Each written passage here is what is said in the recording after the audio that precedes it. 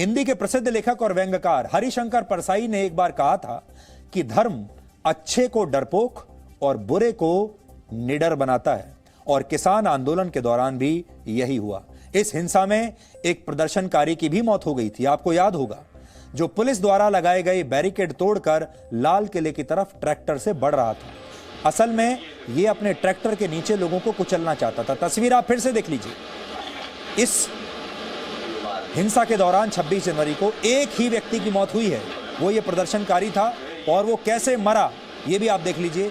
इस ट्रैक्टर से बैरिकेड्स को तोड़ रहा था, ट्रैक्टर पलटा और अपने ही ट्रैक्टर के नीचे दबकर मर गया। और अगर ये व्यक्ति इस बैरिकेड को तोड़कर सामने आ जाता, अब आप ये भी सोच लीजिए, तो ये कितने लोगों को इस ट्रैक्टर के नीचे कुचलकर मौत के घाट उतारता, ये भी आप सोच लीजिए। लेकिन जब ये प्रदर्शनकारी मरा, तब हमारे देश के डिजाइनर पत्रकारों और विपक्षी नेताओं ने ये फेक न्यूज फैलाई कि इस प्रदर्शनकारी की मौत पुलिस की गोली लगने से हुई है, और कुछ देर के लिए खबर चारों तरफ फैल गई आग की तरह। और बहुत सारे पत्रकारों ने ये कहने की कोशिश की कि असल में जो हिंसा भड़की है दिल्ली में, और जो किसान सारी सीमाएं तोड़कर लाल किले तक पहुंच गए, वो इसलिए हिंसक हो गए क्योंकि उनके एक साथी को पुलिस ने गोली मार दी। और उसके बाद से उन्होंने कहना शुरू किया कि ये देखिए जवान लड़का था, विदेश में पढ़ाई करता था, कैसे ये बड़ा होके कितना इसका ब्राइट करियर रहा होता, और कैसे इसको पुलिस ने मार डाला। लेकिन जब इस फेक न्यूज का गुब्बारा फूटा, तो सारी सच्चाई सबके सामने आ गई और ये बात दब कर रह गई। अब हमारी ये मांग है इस देश के सुप्रीम कोर्ट से, हमारी ये मांग है इस देश के दिल्ली की पुलिस से, हमारी ये मांग है भारत की सरकार से कि वो तमाम लोग, आप चेक कीजिए, ये टेक्नोलॉजी का जमाना है, आप वो सारे न्यूज चैनल्स चेक कीजिए, आप वो सारे सोशल मीडिया अकाउंट्स चेक कीजिए, और उन पत्रकारों को, उन बुद्धिजीवियों को, उन नेताओं को पकड़िए जिन्होंने ऐसे दिन, गणतंत्र दिवस के दिन, ये फेक न्यूज फैलाई और दंगा भड़काने की पूरी कोशिश की। उन लोगों को अब पकड़ना होगा, और सुप्रीम कोर्ट को चाहे कोई उनसे शिकायत करे या ना करे, इसमें सुओ मोटो एक्शन उन्हें जरूर लेना चाहिए।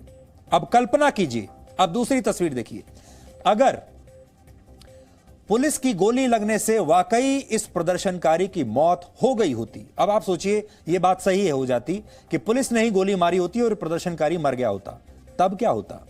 तो सुप्रीम कोर्ट इस मामले में तुरंत कार्रवाई करते हुए केंद्र सरकार को जबरदस्त फटकार लगाती, दिल्ली पुलिस को जबरदस्त फटकार लगाती, और इस देश के सारे बुद्धिजीवी, इस देश के सारे पत्रकार, अंतर्राष्ट्रीय मीडिया और लोकतंत्र के चैंपियन माने जाने वाले अमेरिका, ब्रिटेन, कनाडा जैसे देशों के प्रधानमंत्री या राष्ट्रपति हमारे देश के पीछे पड़ जाते और कहते कि कैसे यहां पर मानव अधिकारों का उल्लंघन हो रहा है और कैसे भोले भाले किसानों का दमन हो रहा है। ये भोले भाले किसान तो शांतिपूर्ण तरीके से लोकतंत्र के इस पर्व पर देश की राजधानी दिल्ली में अपनी बात कहने के लिए आए थे, और देखिए पुलिस ने कैसे इन्हें गोली मार दी।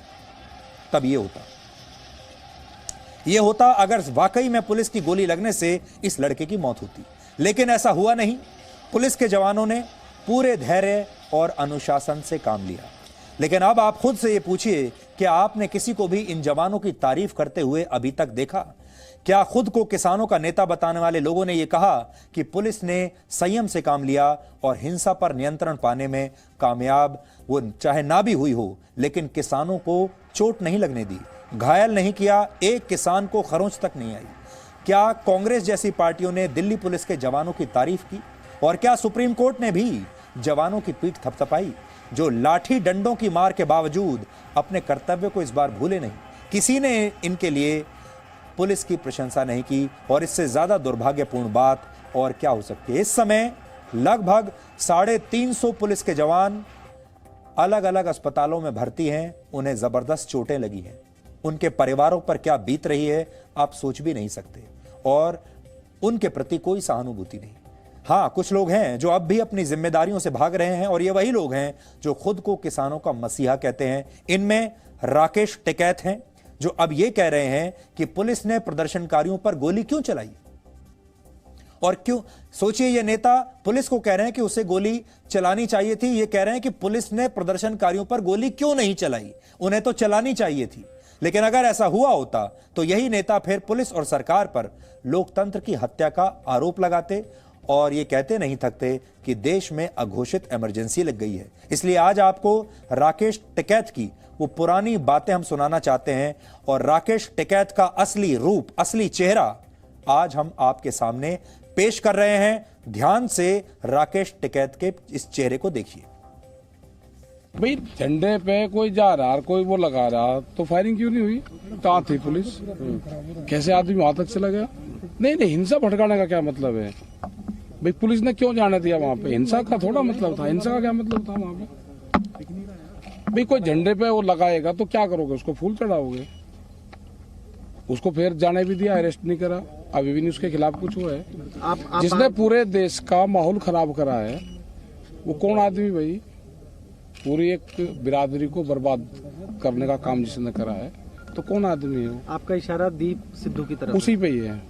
तो आपने उसी के लिए कहा था? और उसी के तो और किस पे कहा मैं?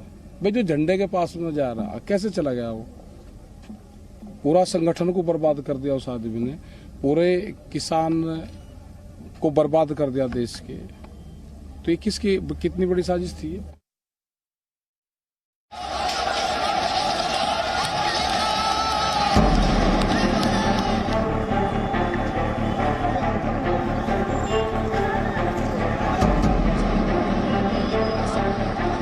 शांति से इनको समझाओ वरना ये हम लोगों के ऊपर से जाएंगे। मानते हो?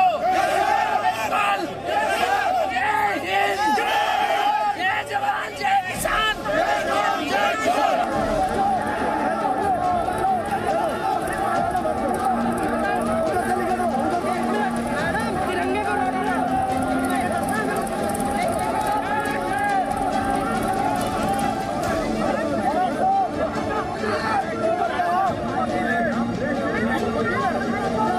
छोरी आगे ते हट जा, अजय तुझे चोट लग जाएगी। तो मैंने वही कहा कि मैं भी थारी छोरी हूँ, जब मैंने लग जाएगी तो फिर थारे भी दुख होएगा, और जो तुम्हारे लग जाएगी तुम्हारे भी दुख होएगा। तो कहने का मतलब यही था कि अगर आपकी चोट लगेगी तो मुझे भी दुख होगा, और अगर मुझे चोट लगेगी तो क्योंकि आप छोरी कह रहे हैं मुझे, तो आपको भी दुख होगा। तो मैं नहीं चाहती कि कोई दुख वाली आपको कोई बात ऐसी महसूस हो। जो उन्हें ये बताने का कारण ये था कि मैं उनसे अलग नहीं हूँ। अगर आप मुझसे बात करना चाहते हैं तो मैं जो बात कर रही हूँ मैं बतौर उसी के कर रही हूँ। मैं समझती हूँ उनकी परेशानी, लेकिन ये जो तरीका है वो तरीका नहीं है। मैं उन्हें कन्विंस करने की कोशिश कर रही थी। एक ट्रैक्टर पर मेरा सब इंस्पेक्टर था संजीत, और दूसरे ट्रैक्टर पे मैं और मेरी ऑफिसर थी, जो कि हमारी कोशिश ये थी कि हमें इनको ज़्यादा से ज़्यादा समय तक यहीं पर रोके रखना है।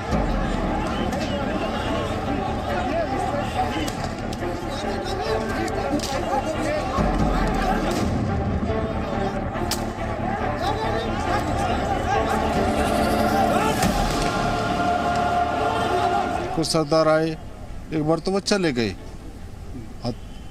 मान के चले गए, लेकिन फिर उग्र होकर के आए। उनमें एक सरदार निहंग जो तलवार ताने हुआ था, वो तलवार लेता चलाता मेरे पास आया और मुझे मारने की कोशिश करी।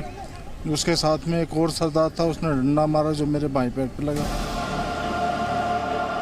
पीछे से दो बंदे आते हैं और मेरे डंडा पकड़ के घींचते हैं। मेरे को बोलते हैं कि डंडा छोड़। बोला भाई डंडे को क्या करेगा, अपने आराम से शांतिपूर्वक निपटाओ, डंडा किस लिए? भाई वो तो दो चार उनमें से शीशे तोड़ रहे थे, वो भी इधर आ गए। फिर उन्होंने सबने को डंडा छोड़, वरना पीछे से धक्का मारा। भाई मैं ऐसे गिर पड़ा।